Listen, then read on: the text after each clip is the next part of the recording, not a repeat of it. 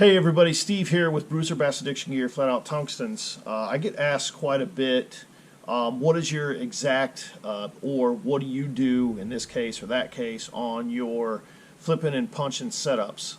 And I've been doing the same process, if you will, for a long time. And it never failed me. You know, if it works for you, if you have a technique, then so be it, stick with it. But here's one that never fails me, and a lot of times I hear other people having, issues, and I may mention, hey, have you ever tried this? Do you try that? You shouldn't be breaking off. You shouldn't be, popping rods. You shouldn't be shattering or opening up hooks, this, that, and another. But this particular rigging technique has done really well for me. So I wanted to show you step by step exactly how I do that. The things you need are as follows. We use the Bass Addiction Pro Pegs. I have them here, got the bigger ones that I'll use, the reason why I have a bigger weight. The Flat Out Tungstens, a lighter, which you may say, can't put that on the line, but I'll show you why I use that here in a second. The old standby, the Mustad Grip Pin Blacks. Some prefer red. I can get away with the blacks just because the rod I use and how I go get my fish, if you will. Pair of scissors. Your favorite bait, I'm going to go with the Mac Daddy. If I was punching in the winter time, the Mac Crawl. Until the Mac Crawl is still the number one getter of all the times I've won or placed or got a trophy of anything. They're all 60%, I think, is still on the Mac Crawl. So it's still a home run hitter in my opinion.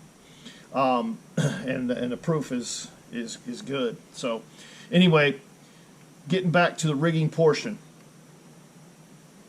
What we're going to do is I'm not going to thread on the bobber stops, but I do use two. I use a tiny cylinder bobber stop because the tolerances are extremely tight, and then I use a big one.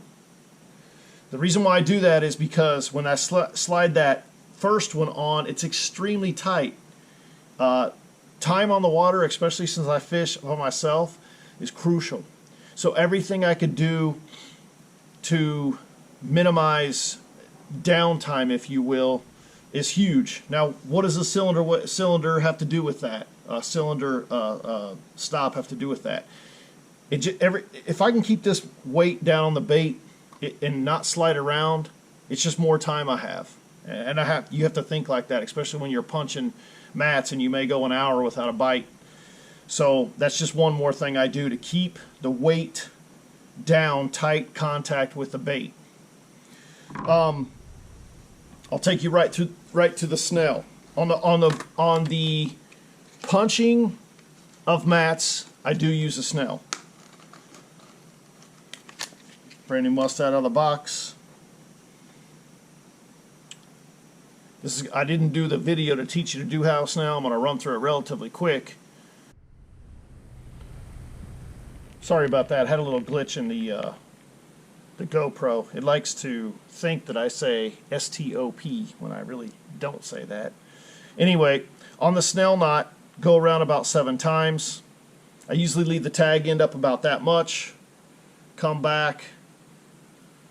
That tag end jumped right through there. Pull the tag end down nice and tight. Now, before I wrench it with put it tight around my arm and pull on it, like put 100 pounds of pressure on it, which it really doesn't need. What I'll generally do, and this is what freaks most people out, but I've never had an issue with it, ever. This goes back to the old detailing days where you used to just burn frays and stuff off carpet, and instead of cutting it, you burn it to the ground. So what I do with my tag end, I torch it. I let it burn down, blow it out, get it tight.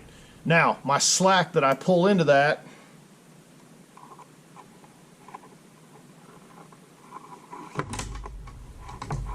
usually wrap around. Obviously, you don't want to cut the hell out of yourself. wrap it around wrist or something with clothing. Trying to get this done. There we go. I got the rod and everything hooked up to the line, so give me a little resistance, and I'll torque that down, and I could actually feel the melted, that braid will actually melt and slide into that knot. It's not coming off, I can guarantee you that. If there's something that I would have done here for years that would have had an issue, I would have stopped and I would have found a better way to do it. This simply has not. Moisten the bait or the hook. The reason why I do that is I don't want to tear any plastic going in. Thread it, pull it up and through. Mac Daddy has a nice little stop there, so your hook will stay in there perfectly and weedless. Go through the tip, depending on how soft I pour my plastics and or the temperature. A lot of times, if it's really cold out, I'll bring that hook through. If it's really hot, I'll leave it in. Either way, the hookups have been really good. So no issues with that. Pull my weight down. Now it's ready to snail and pop out. And then obviously the hookup ratio with the Mac Daddy has been phenomenal. Now this line has already been treated, and this is probably something that a lot of people say, you know, what do you do with the goat rope? The good old goat rope. This is some OG 40 pound. What do you do with the goat rope after you get it, your weight, your bait, your hook, everything tied on? This is a complete, ready to go.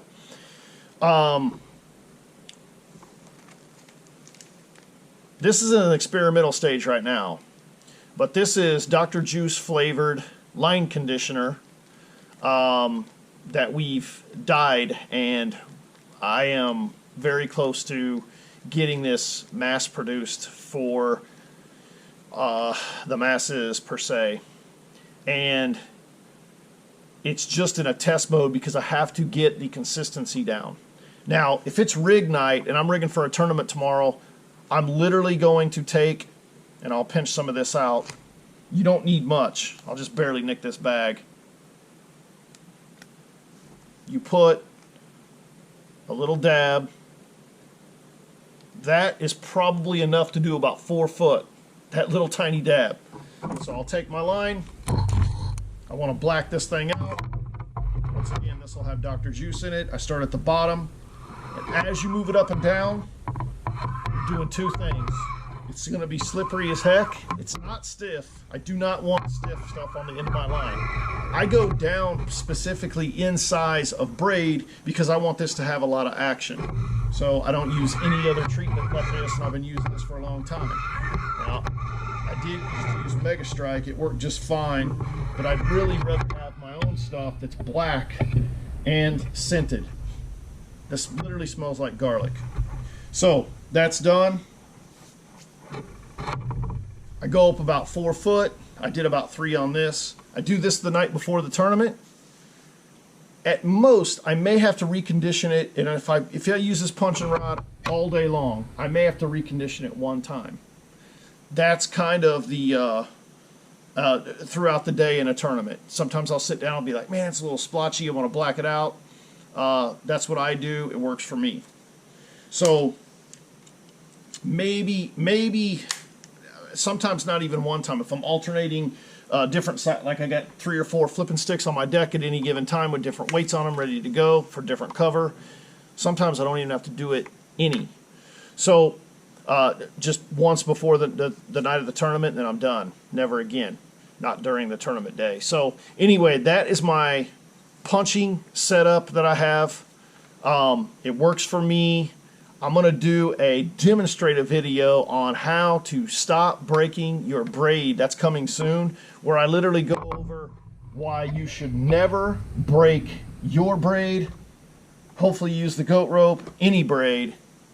It's really just being smart, and I'll go over that in a film out on the water because I can save you a lot of time, a lot of weights, and you're gonna probably not go as crazy as you would if you're going through those now. You're not going to go.